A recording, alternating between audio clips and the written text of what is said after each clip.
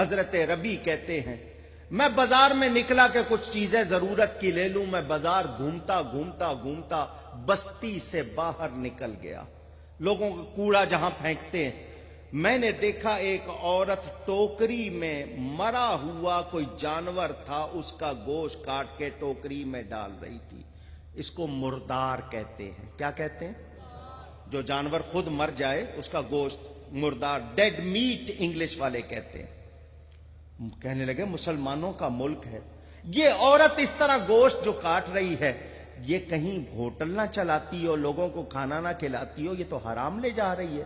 تو اس کو یہ سمجھتی ہوگی کوئی دیکھے گا نہیں, تو مجھے اس کا پیچھا کرنا چاہیے. ویسے مسلمان کو اجازت نہیں کہ کسی کی ٹو لگائے, کسی کی اس طرح باتیں سنے, مگر یہ چونکہ معاملہ ہے, کہتے میں چپ کے اس کے پیچھے ہو لیا. وہ چلتی رہی چلتی رہی چلتی رہی, میں بھی پیچھے پیچھے چلتا رہا کہ اس کو پتا نہ چل. باہر بڑی دور جا کر ایک پرانی سی حویلی, پرانا سا گھر, کسی زمانے میں شاندار ہوگا, اب ٹوٹا پھوٹا تھا. وہ اس کے دروازے پر گئی. میں ایک دم دیوار کی اوٹ میں پیچھے ہو گیا. اس نے دروازہ کھٹکھٹایا, اندر سے لڑکیوں کی آواز آئی, کون؟ تو اس عورت نے کہا میں ہوں تمہاری دکھیاری ماں, کھولو دروازہ. دروازہ کھلا, 4 لڑکیاں تھیں جن کے لباس پھٹے پرانے, چہرے بتا رہے تھے شہزادیاں ہوں گی, کسی بڑے گھر کی ہوں گی, مگر اس وقت ان کی حالت خستہ. دروازہ بند ہو گیا. کہنے لگے شریعت تو اجازت نہیں دیتی, مگر مجھے اس گوشت کی تصدیق کرنی تھی. سوراخ میں سے میں نے جھانکا, اس عورت نے بچیوں سے کہا یہ گوشت لائی ہوں, اس کو بھونو, کھاؤ اور رب کا شکر ادا کرو. کہتے ہیں میں نے دروازہ کھٹکھٹایا, آواز آئی کون؟ انہوں نے کہا میں مسافر ہوں. اندر سے آواز آئی ہمارے پاس تیری خدمت کے لیے کوئی جگہ نہیں ہے, ہم پہلے ہی فاقوں کے مارے ہوئے تیری کیا خدمت کریں گے, کسی اور کا دروازہ دیکھ. ربی کہتے ہیں میں نے کہا میری بات سنو. کیا کہنا ہے؟ انہوں نے کہا یہ گوشت جو تم لے کر آئی ہو یہ حرام ہے. دنیا میں پارسیوں کا ایک ایسا طبقہ ہے جو مردار کھاتا ہے, اس کے علاوہ پوری دنیا میں کوئی بھی مردار نہیں کھاتا. تو تم تو مسلمان ہو, تو یہ تو مردار ہے, کیوں کھا رہی ہو؟ انہوں نے کہا کہ ہم جانے, ہمارا کام, تو اپنا راستہ لے.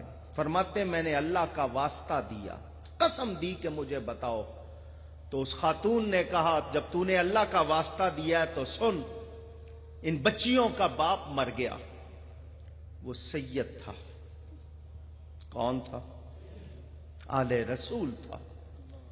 وہ ان کی شادیاں اپنے جیسے لوگوں میں کرنا چاہتا تھا. پیسے نہیں تھے, بڑی محنت مزدوری کرتا تھا. بیمار ہوا, وہ چلا گیا, 4 پیسے چھوڑ کے گیا. کچھ دن ہم نے کھائے.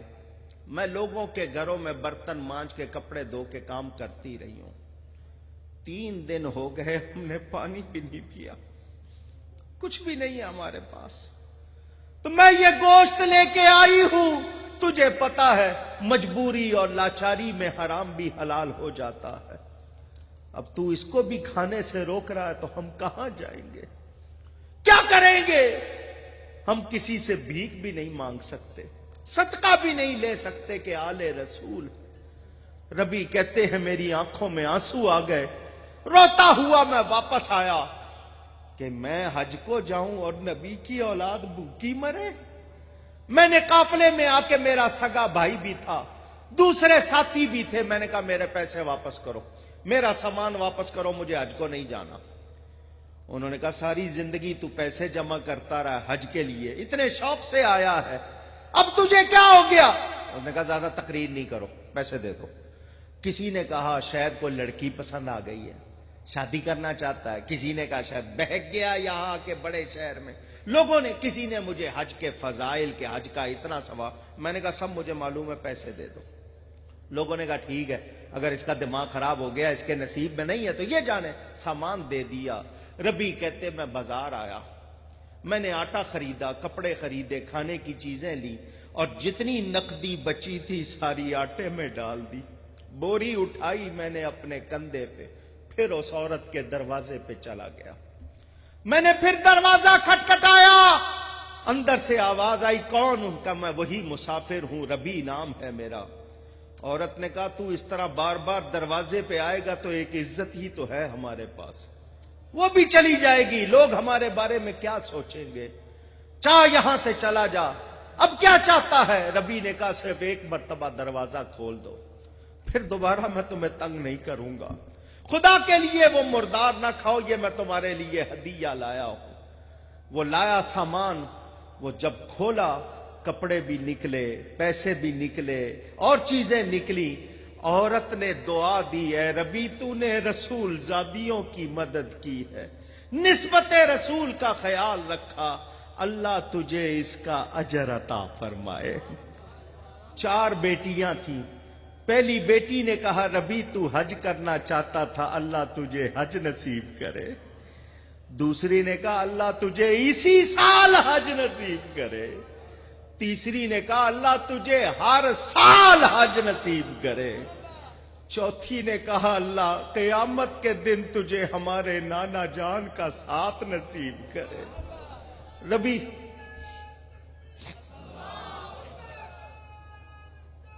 یا رسول اللہ، ربی کہتے ہیں میں روتا ہوا واپس آ گیا، قافلہ چلا گیا، میرے پاس نہ پیسہ تھا نہ سامان۔ میں نے کہا میں گاؤں واپس جاؤں گا، لوگ تانے دیں گے تو میں ٹھہر جاتا ہوں یہاں کوفہ میں، جب قافلے واپس آئیں گے ان کے ساتھ چلا جاؤں گا۔ اگر نبی کے سامنے جاتا تو کیا منہ لے کر جاتا، مجھ سے تو وہاں حاضری نہیں ہو سکتی تھی۔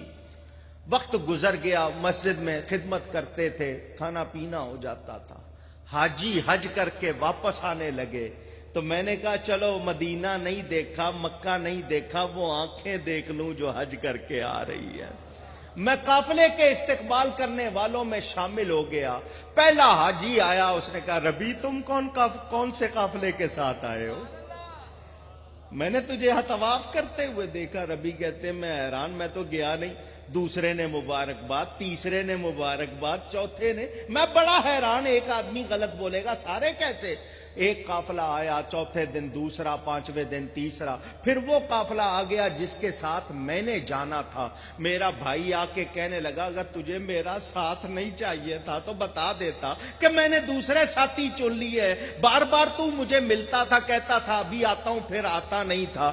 سارے قافلے والوں نے کہا ربی تجھے حج مبارک۔ ایک شخص آگے بڑھا، اس نے ایک تھیلا دیا، مسجد نبوی میں سلام کر کے جب باب جبریل سے نکلے، تو نے یہ مجھے دیا تھا کہ پکڑو میں لے لیتا ہوں، جب سے تیرا یہ سامان اٹھائے پھر رہا ہوں، لے اپنا سامان۔ ربی کہتے ہیں میں حیران پریشان تھیلا اٹھا کے گھر آ گیا، سوچتا رہا ایک آدمی غلط بولے گا، 2 غلط بولیں گے، 3 غلط بولیں گے، یہ سارے ہزاروں کی تعداد میں کہہ رہے ہیں انہوں نے مجھے وہاں دیکھا، اور پھر یہ سامان بھی میں نے تو وہاں کوئی سامان دیا نہیں تھا کسی کو، یہ کیا معاملہ ہے؟